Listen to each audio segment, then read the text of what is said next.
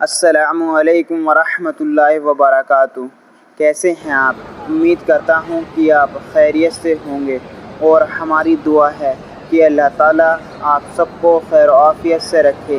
پیارے بھائیوں بہنوں، پیارے نبی محمد صلی اللہ علیہ وآلہ وسلم کی کچھ چھوٹی حدیث آپ کے سامنے پیش کروں گا۔ آپ سب دوستوں سے گزارش ہے کہ ان حدیث کو یاد کر لیں اور اپنے دوستوں کے ساتھ بھی شیئر کریں۔ آپ کا اپنا چینل زما ملک۔ شکریہ۔ بسم اللہ الرحمن الرحیم۔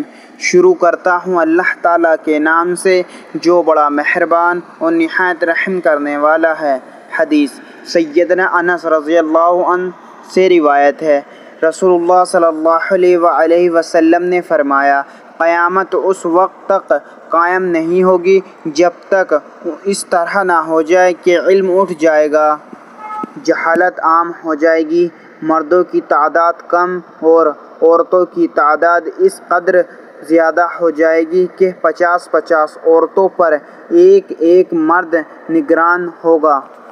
سیدنا ابو ہریرہ رضی اللہ عنہ سے روایت ہے، رسول اللہ صلی اللہ علیہ وآلہ وسلم نے فرمایا، قیامت اس وقت تک قائم نہیں ہوگی جب تک اس قسم کی حالت پیدا نہ ہو جائے کہ ایک آدمی کسی قبر کے پاس سے گزرتے ہوئے کہے گا، کاش میں اس کی جگہ پر ہوتا۔ یہ اللہ تعالیٰ سے ملاقات کے شوق کی وجہ سے نہیں ہوگا، بلکہ حالات کی سنگینی کی بنیاد پر ہوگا۔